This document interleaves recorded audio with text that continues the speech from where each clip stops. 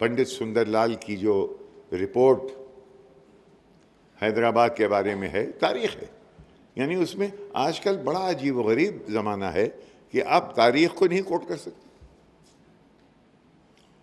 यानी मिथोलॉजी को आप कोट कर सकते, तारीख को नहीं कोट कर सकते। भाई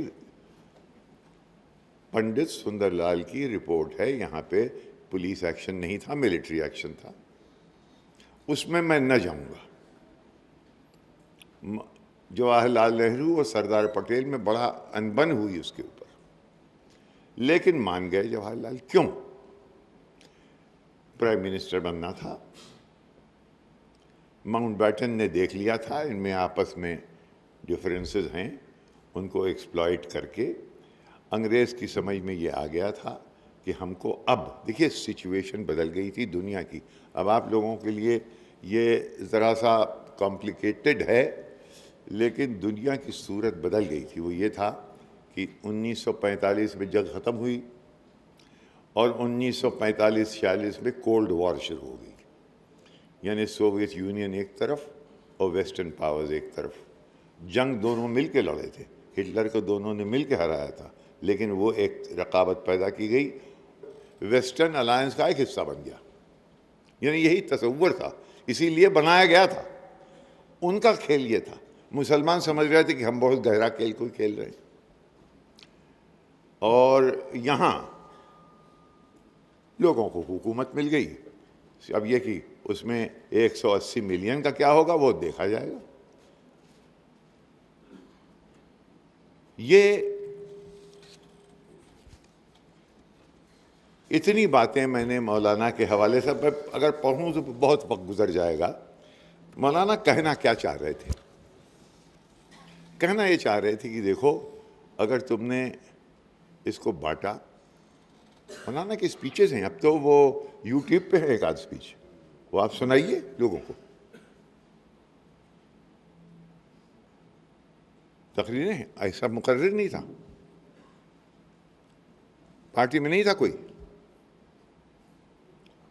जवाहरलाल नेहरू बहुत ही रैम्बलिंग तकरीरें करते थे, इनकी बड़ी एक पुख्तगी थी मौलाना की तकरीरों में। आप वो अब यूट्यूब में एक आध है, आप उसको मिला के देखिए, स्क्रीन पे दिखाइए।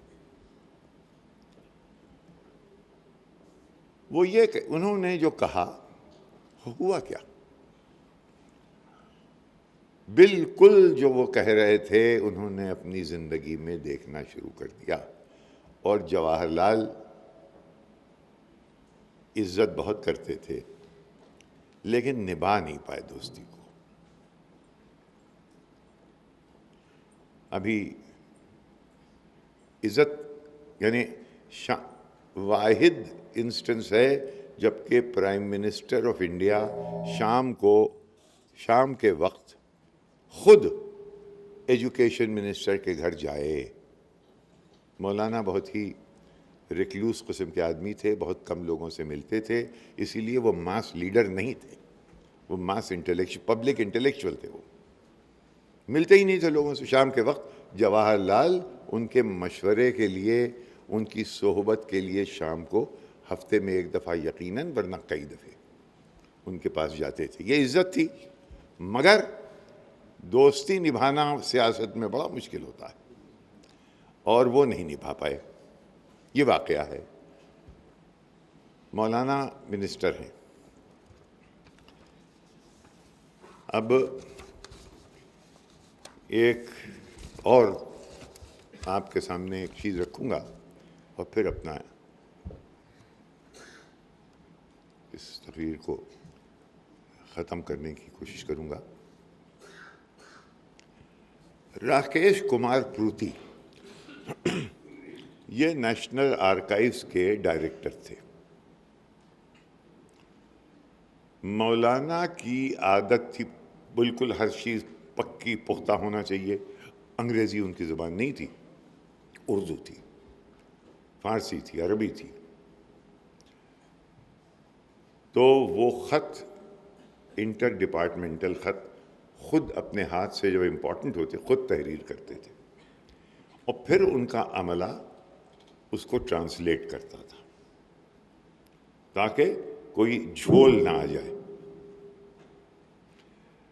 प्रूति ने क्या किया कि ये जो मुसव्वदा उनके हाथ में आया नायाब, उसको उन्होंने एक किताब की शक्ल में शाये कर दिया।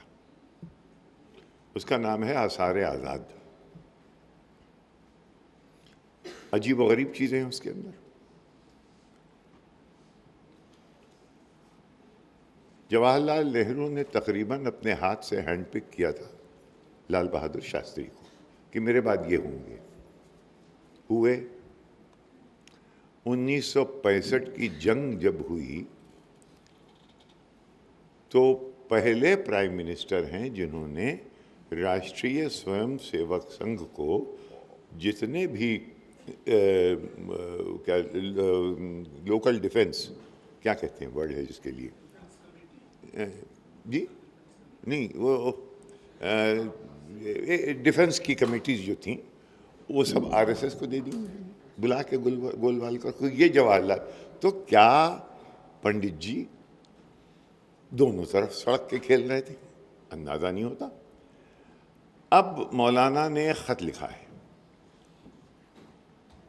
शास्त्री रेलवे मिनिस्टर हैं,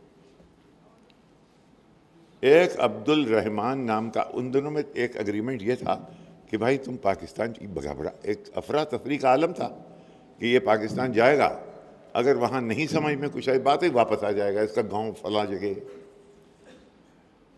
ये एग्रीमेंट था। अब्दुल रहमान गया, रेलवे में एक मसालची था, वो वापस आया, एड़ियाँ रगड़ रहा है, वो नौकरी नहीं मिल रही। अब कांग्रेस का क्रिटिकल फेज में जो कि प्रेसिडेंट था, जो इस वक्त एजुकेशन मिनिस्टर था, वो हाथ जोड़ के कह रहा है शास्त्री से कि भाई ये तो एक छोटा सा मसालची है। मैं उनके वर्ड्स में आपको पढ़ दूं तो आपको अंदाज़ा होगा कि किस कर्ब में मौलाना ने लिखा होगा। I am enclosing a copy of a letter from Abdul Rahman. I have sent the original to your office. He was a helper in the railways and opted for Pakistan on the condition that he will return to Indian Railways within 6 months if he liked. He has returned, but has been starving for 5 years. For 5 years, because there is no response to his applications for re-employment. Can you not help him? अब ये मौलाना बेचारे एक एक आदमी का मुकदमा लेके दौड़े दौड़े फिर रहे। मौलाना के बाद कौन? Can you not help him? He is not an officer with the railways, only a helper to the engine driver. Is it impossible for the Indian Railways to accommodate a poor helper? मौलाना आज़ाद जवाहरलाल नेहरू के दोस्त, जिनके बारे में पंडित जी जिस तरह से इज्जत करते थे वो आपके सामने मैंने वाजे कर दिया, उसका ये हाल है। तब ओ पंडित जी जिंदा हैं। जगजीवन राम को खत लिख रहे हैं, I have sent to the Chief Minister of Jammu and Kashmir a copy of your letter addressed to me regarding the Post and Telegraphs Department. Jammu and Kashmir का मामला है। As many as 53 persons from Jammu and Kashmir apply for a clerical post and only one is appointed. The rest are from outside the state. This baffles me. Obviously, those in charge of recruitments are not sensitive to the fact that such instances complicate our stand on the question of Kashmir. Of the 3 subjects, communications and defense have been transferred to the center. We are asked mockingly that if this is the way Kashmir and Kashmiri Muslims are going to be treated by the communications and the defense ministry, then what hope will there be for these people if other departments are transferred to the center? How do we respond to this charge? कर्ब में कह रहा है ये आदमी। कौन? जिसके बारे में जवाहरलाल नेहरू जो सोचता था वो मैंने आपके सामने रख दिया।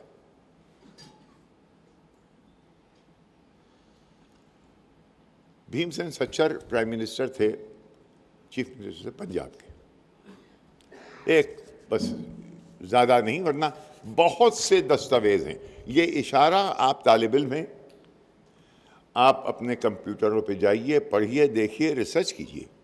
और ये गुस्से की मंजिल नहीं है, ये समझने की मंजिल है कि हम, आप और आपके वालिदैन सब गुमराह हुए और गुमराह किए गए।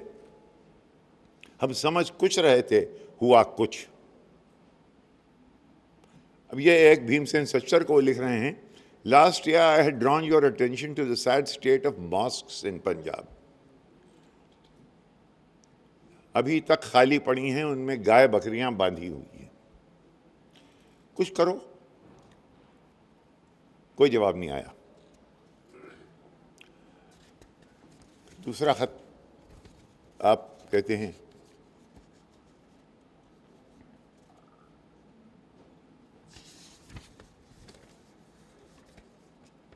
एक फिर बहुत मॉकिंगली आप एक खत लिखते, बहुत हैं इसमें, मैं वक्त आपका इतना न लूँगा, कि भीमसेन सच्चर को खत लिखते हैं दोबारा कि आप आइए, मिलिए, मैं आपसे वादा करता हूँ कि मैं लुधियाना और अम्बाले की मसाजिद के बारे में आपसे कोई बात नहीं करूँगा।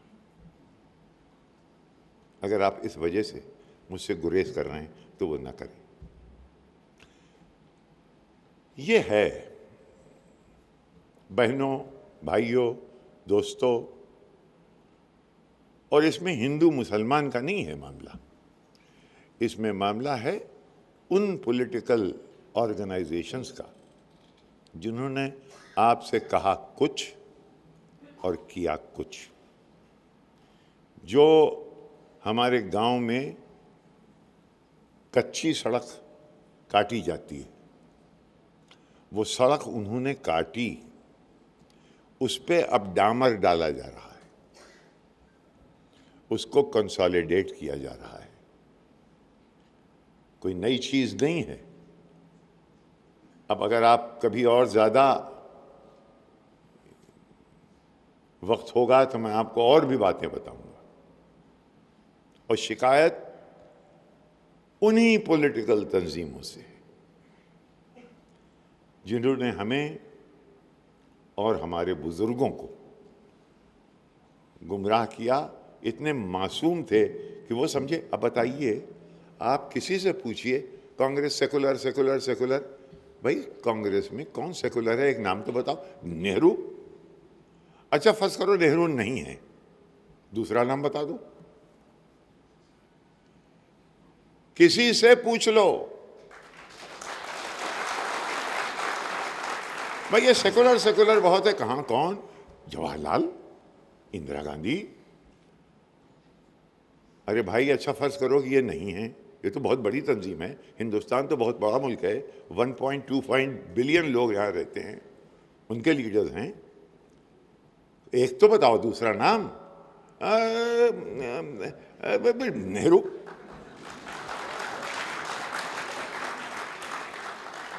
ये सब एक थे। जो हो रहा है वो कम से कम सामने से बात करेंगे आपसे, आपको 75, 65 साल तक, 66 साल तक बेवकूफ़ बना के नहीं रखेंगे। अगर गलत हैं तो गलत हैं, बहस करेंगे।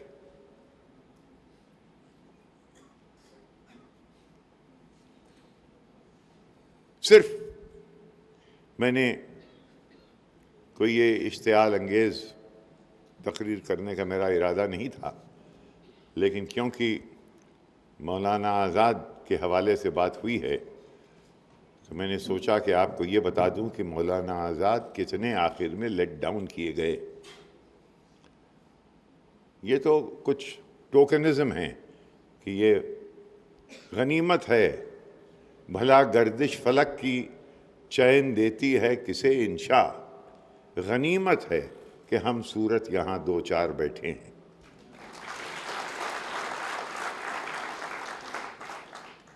लेकिन मकसद इसका ये है कि तारीख़ को समझो और उसको किस तरीक़े से दुनिया में माइनॉरिटीज़ कैसे रहती हैं, दुनिया में तारीख़ क्या कहती है, दुनिया और जगह माइनॉरिटी मेजॉरिटी का क्या रिश्ता है और उसको समझो। और एक्सेलेंस, अब आपको मैं एक बात बताऊं, एक किस्सा सुना के फिर मैं इस मजलिस को ख़त्म करता हूं। मैं एडिटर था यहीं साउथ में, चेन्नई में मैं देखभाल कर रहा था इसकी। दोमलगुडे में यहाँ इंडियन एक्सप्रेस था, विजयवाड़ा में था, कोचिन में था, क्वींस रोड बेंगलोर में था, चेन्नई में था, मद्रास था उन दिनों में, और मदुरई में था। यह हुआ कि हम लोग कुछ सब एडिटर्स रिपोर्टर्स लेंगे। एक अजीब व गरीब मुआवजा था कि मैं रीजनल एडिटर बन के आ गया था और मैं मुसलमान। और देखिए, है ये गुंजाइश है, अगर आपके अंदर अहलियत है, आप इंडिस्पेंसिबल अपने आप को कर देंगे। अगर 2 फास्ट बॉलर्स नहीं मिलेंगे तो जहीर खां आएगा।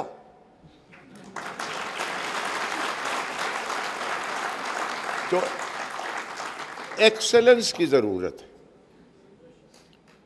वरना ऑल्सो रैन अगर आप हैं और आप कहें देखिए साहब यहां तो हिंदुस्तान मुसलमान है साहब, ये वो, ये गलत। ये सब मैंने आपको बता दिया, उसको समझिए। लेकिन उसके बाद उठ के आप, क्योंकि हम फ्यूडल निज़ाम से गुजरे हैं। फ्यूडल निज़ाम में ये था कि हमारे चचा के भाई का पोता जो है वो वहाँ डिप्टी सेक्रेटरी है फला था, उससे कह दो बेटा वो करवा देगा। अब वो नहीं है। हमारे उत्तर प्रदेश में जहाँ का मैं हूँ, वहाँ भैया हर हमारे बनवारी पंडित जी, मिश्रा, दुबे, चतुर्वेदी, भैया हमारे पंत जी तक रहा ही, अब तो कोनो की जानित नहीं ना। सबका ये हाल है, सबके पैरवी बंद, निजाम बदल रहा है। तो आपको एक्सेलेंस में साहब यहाँ पे हुआ कि सब एडिटर्स और रिपोर्टर्स हायर किए जाएंगे। मैंने शिवरामन साहब थे, रामनाथ गोयनका के दोस्त थे, बहुत ही इंटेलेक्चुअल, गहरा गाढ़ा, वो दिनमणि का एडिटर था, और एक रामाकृष्णा साहब थे, वो पूरे सबके जनरल मैनेजर थे। मैंने कहा भाई देखो, मैं तो न जाने कैसे आ गया हूँ, मुआवजा है, लेकिन यार यहाँ मुसलमान एक भी नहीं, और मैं अब की मुसलमान लूँगा। तय हुआ, हाँ भाई लो। मैंने कहा क्योंकि मैं हूँ शायद एप्लीकेशंस भी आएंगी। एडवर्टाइज किया गया चेन्नई में। अब हम लोग बैठे, एक आया, 2 आया, 3, 4, 10, 20, 21, एक नहायत मिस्कीन सा। अब भाई अगर 20 मार्क्स हैं तो आप अगर 18, 16, 15 भी हों तो चलिए हम ऐंचा तानी करके आपको फिट कर दें। वहाँ जो आ रहा है वो 8 और 5 और 7 पे है, तो मैं इनको देखूं, ये मुझे देखें, और दोनों एम्बेरस्ड। अब हम बैठे हुए हैं कि भाई लेंगे लड़कों को, है ही नहीं, आप थे ही नहीं वहाँ। अब दरवाज़ा खुला और एक लड़का आया। एक तो देखने में बड़ा, जिस अंदाज से वो वॉक करके आया उस बड़ा इम्प्रेसिव।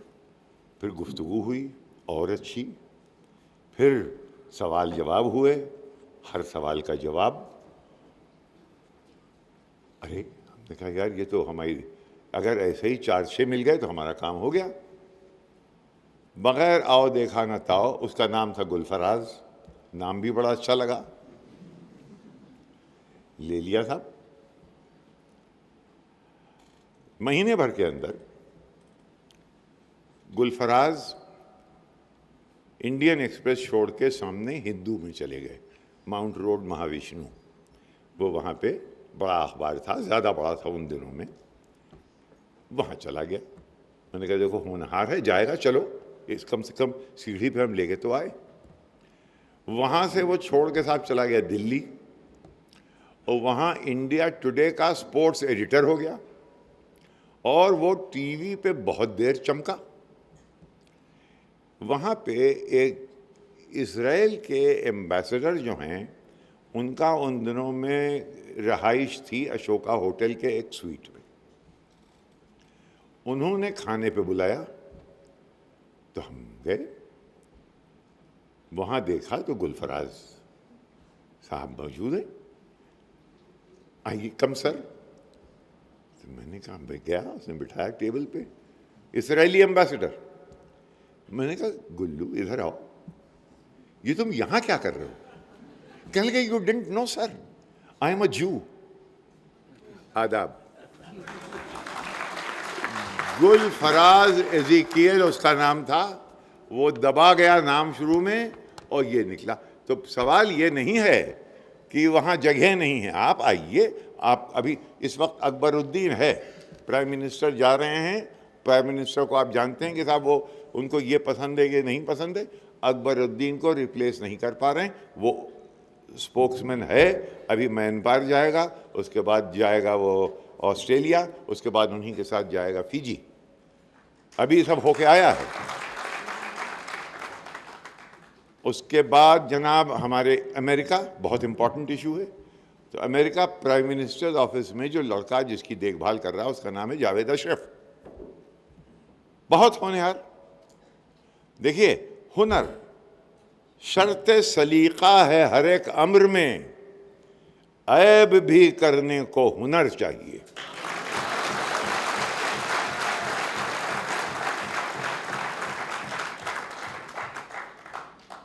तो हुनर पैदा करो। और ये कि ऑल सो रैन हमें, और फिर बाद में शिकायतें करते फिरो कि साहब वो तो इसलिए नहीं मिली कि हम मुसलमान हैं, वो तो हमारी टोपी देख के रोक देते हैं। ये जीना ही तुझे, तकदीर का शिकवा बेमानी, जीना ही तुझे मंजूर नहीं। आप अपना मुकद्दर बन ना सके, इतना तो कोई मजबूर नहीं।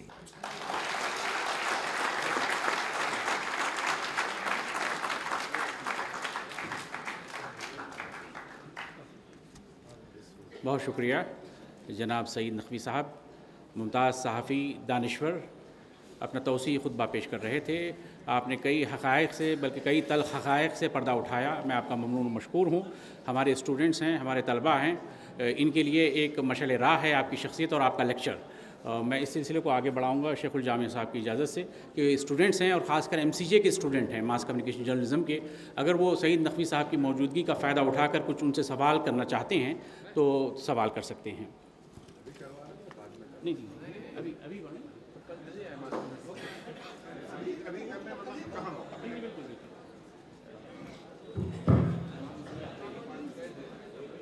हुए हैं, वहां एक्सेलेंस अपने अंदर पैदा कीजिए।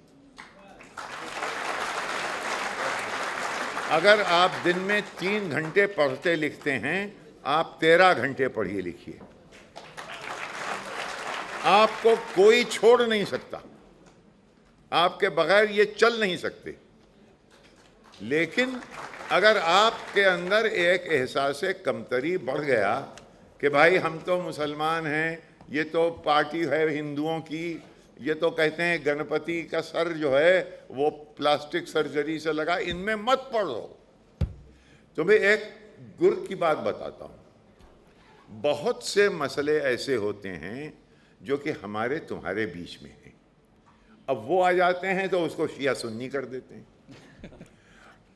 वैसे ही इनके आपस में, हमारे दोस्त हैं, हम इनके बीच में रहे, हम तो पले बढ़े इन्हीं के साथ, हम तो उर्दू कल्चर के मानी यही है, गंगा जमनी, हम उनके लोग हैं भाई। तो लेकिन इस वक्त मामला हमारा इनका नहीं है, उनका उनका है। ये कि एक कह रहा है कि साहब हमारे यहाँ प्लास्टिक सर्जरी थी और लिहाजा गणपति जी का सर इंसान के धड़ पे लगा दिया गया। दूसरा परेशान घूम रहा, भाई ये हिंदुस्तान का प्राइम मिनिस्टर ऐसी बात करेगा तो हम बाहर मुंह कैसे दिखाएंगे? आपका उसमें गुजर ही नहीं है, आप देखिए, खामोश रहिए। या आप बोलेंगे तो आप चढ़ा देंगे, उसको चढ़ा देंगे, हिंदू मुस्लिम हो जाएगा। यानी हर सुखन मौका और हर नुक्ता मकाम दारत, ये मामला नाजुक है। सोच के चलो। अब जैसे आपने ये सवाल किया तो क्या हम उनकी सब, ये बहुत सीधा सवाल है, क्या हम उनको सपोर्ट करने लगें? मैं ये नहीं कह रहा हूँ, मैं ये कह रहा हूँ कि तुम अपनी जगह ऐसे हो जाओ कि वो तुम्हारे बगैर वो चल ना सकें।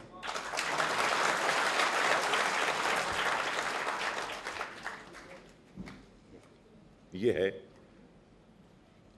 अब के sports, cricket, badminton, hockey, football, उसमें कहीं तो आओ जहाँ पे ऊपर आ जाओ। चेस हो रहा है सब, विश्वनाथ आनंद क्यों? और कोई सवाल? उधर पीछे हाथ उठा रहे हैं बच्चे। मेरे ख्याल से माइक दे दो। 4-5 सवाल पर रेस्ट्रिक्ट करें, 3-4 सवाल रेस्ट्रिक्ट। नहीं, अच्छा करने दीजिए। हाँ, वालेकुम।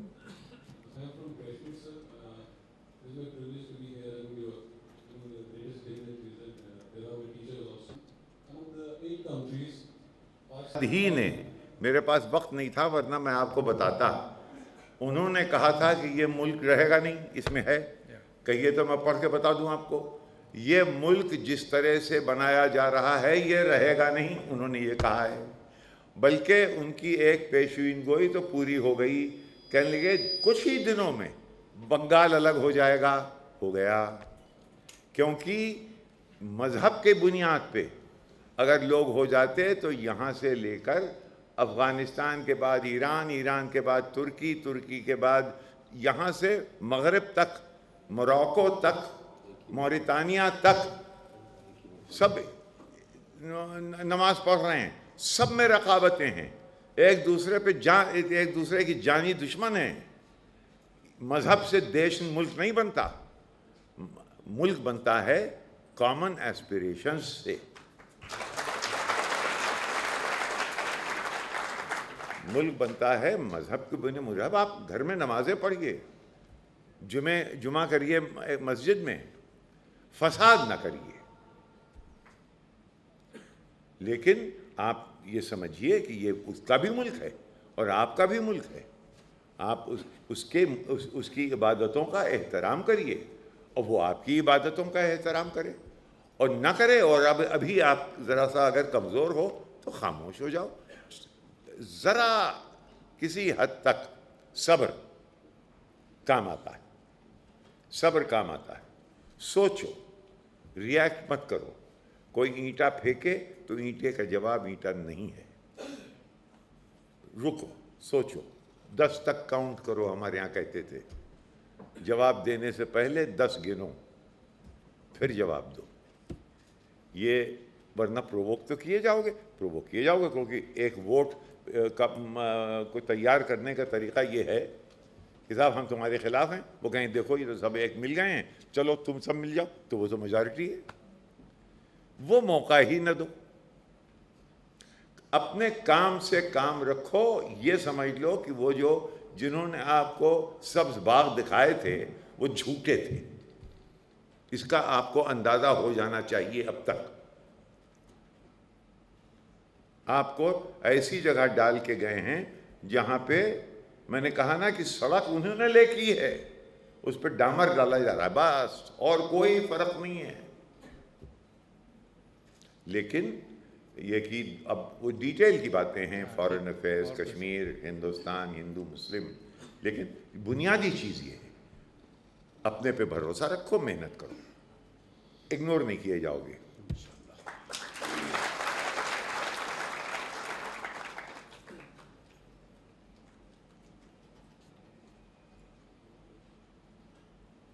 माइनॉरिटी में थे, मौलाना आज़ाद अकेले थे। मौलाना आज़ाद मास लीडर नहीं थे। मौलाना आज़ाद बहुत बड़े मुफक्किर थे, थिंकर थे, लेखक थे, राइटर थे, जर्नलिस्ट थे, फिलोसोफर थे, लेकिन मौलाना मास लीडर नहीं थे। और मौलाना आज़ाद वो डिपेंड करते थे जवाहरलाल नेहरू पे। जब असली दोस्त थी उनका बदल गया तो वो चुप हो गए। उन्होंने 30 पेजेस लिखे वो कि भाई जवाहरलाल नेहरू और हम दोनों जब ना रहें तब इसको छापना। वो छपे हुए हैं, वो पढ़िए। सब साहब गांधी जी के बारे में कहा, लोग गोल हैं, उस पर बात ही नहीं करते। तो मौलाना आज़ाद जो हैं उनका नुक्ता नज़र जो था वो तो सिचुएशन ही बदल गई ना। वो तो ये कह रहे थे कि हमको डिवाइड ही मत करो, हम एक साथ रहेंगे, हम 1000 साल से साथ रहे हैं,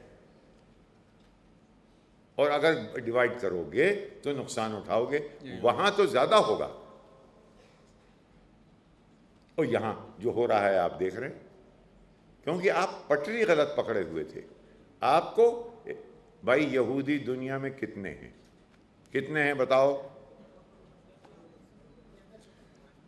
कहनी का नाच नचाए हुए हैं दुनिया को। अमेरिका बहादुर कुछ कर नहीं सकता उनके बगैर। अब ये कि उनसे हम वो तो गलत हैं, उन्होंने फ़लस्तीनियों के साथ यह सब किया, वो अपने लिए हैं, वो फ़लस्तीनियों के लिए नहीं है। लेकिन कुछ उनके अंदर हुनर है कि वो दुनिया पे इतने हावी हैं कि बड़ी बड़ी कुव्वतें इस वक्त कुछ नहीं कर सकती उनको अपने साथ लिए बगैर। वो क्या है? वो है इल्म, वो है बैंकिंग, वो है अखबारों पे न्यूयॉर्क टाइम्स, जितना मीडिया है दुनिया का वो उनके हाथ में है। आपके हाथ? अरे भैया, मैंने हाथ जोड़ जोड़ के मैं गया, मैंने कहा भैया एक मीडिया खोल लो। ये नहीं कि तुम मुसलमानों का करोगे तो फिर वो नुकसान करेगा, लेकिन कंट्रोल तुम्हारा हो, ताकि जब वो डंडी मारते हैं इश्यूज पे वो माने वो ना करें। उसमें हिंदू मुस्लिम सब बराबर से हों, लेकिन कंट्रोल तुम्हारा हो। समझाया? आपके यहां समझ ही नहीं है, माफ करें, कोई नहीं माना। बड़े बड़े ऐसे नहीं है करोड़पति अरबपति हैं, ये सोच ही नहीं है। हमारे यहां ये सोच नहीं। आप सोचिए, लोगों से मिलिए, बताइए कि भाई एक मीडिया जो कि सेकुलर हो, मुसलमानों का नहीं, लेकिन कंट्रोल आपका।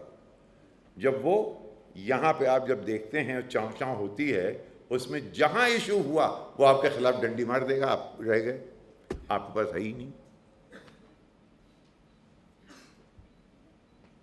आखिरी सवाल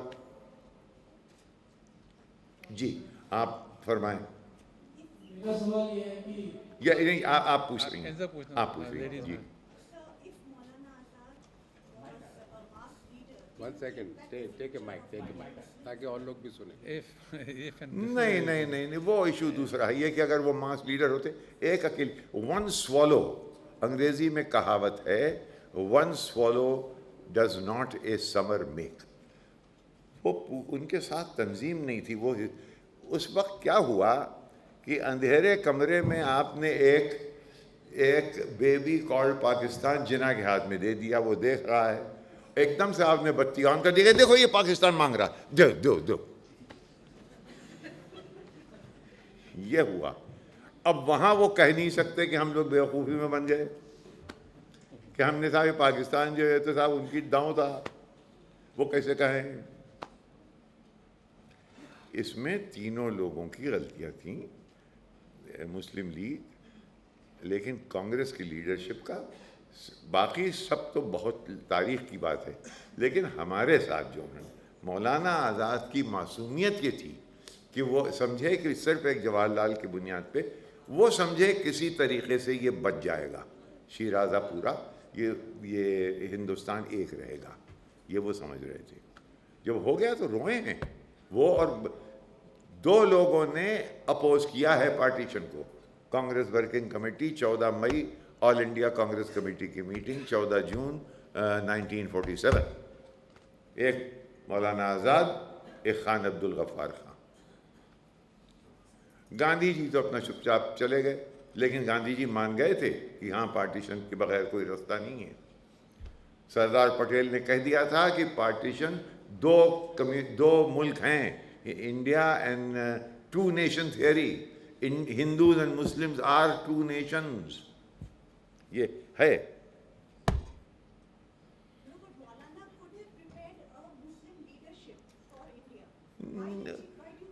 He was not that kind of a person. He was as I said, he was an intellectual.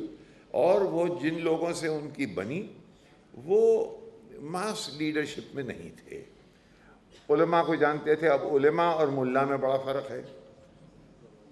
आलिम और जो मस्जिद में नमाज पढ़ाता है, आजकल यही कन्फ्यूजन है, दोनों एक को दूसरा समझते हैं, नहीं जानते फ़र्क। आलिम तो मौलाना आज़ाद के ऊपर, मौलाना आज़ाद की गलती ये थी, मौलाना की कमज़ोरी ये थी कि वो इस बात को देख नहीं पाए कि अगर ये आदमी बदल गया नेहरू तो हमारा क्या होगा। ये उन्होंने पूरा जो प्रेडिकेट कर दिया, उनको ये यकीन था कि आखिर वक्त तक ये होगा नहीं। अब ये उन्होंने कैसे तय कर लिया, इसका मतलब उन लोगों को जानते नहीं थे अपने दाएं बाएं। भाई एक मंजिल ये आई कि साहब अच्छा आप पार्टीशन कर रहे हो, कुछ देर फौज रोक लो तो खून खराबा नहीं होगा, फौज एक रहे। जो लोग बिल्कुल पार्टीशन के खिलाफ थे वो कूद पड़े। डॉक्टर राजेंद्र प्रसाद कल के नहीं एक दिन भी फौज नहीं रहेगी, फौरन अलग अलग करो, क्योंकि कहीं ये ना हो कि बदल जाए डिसीजन। तो ये मामला जो पार्टीशन का है ये नाजुक है, हो गया, अंडू नहीं हो सकता यहां से अब आपको लेके। लेकिन समझ लो तब से अब तक एक डेज में ख्वाब देखते हुए क्लाउड सीन में आप चले आ रहे हैं। अब रियलिटी को समझो और उस रियलिटी से निपटने के लिए अपने अंदर एक्सेलेंस पैदा करो। जब मैं मजाज की बात कर रहे थे आप, जब मैं छोटा था तो मैं मजाज के पास अपना ऑटोग्राफ बुक लेके गया और उस ऑटोग्राफ बुक में सरदार जाफरी ने एक बड़ा चौड़ा शेर लिख दिया, फिराक गोरखपुरी ने लिख दिया, और लेकिन मजाज ने बहुत ही मुहतात, जो हो सके हमें पामाल करके आगे बढ़, जो हो सके हमें पामाल करके आगे बढ़। कि मैं ये तालिब इल्म जितने हैं उनसे कह रहा हूँ, जो हो सके हमें पामाल करके आगे बढ़, न हो सके तो हमारा जवाब पैदा कर।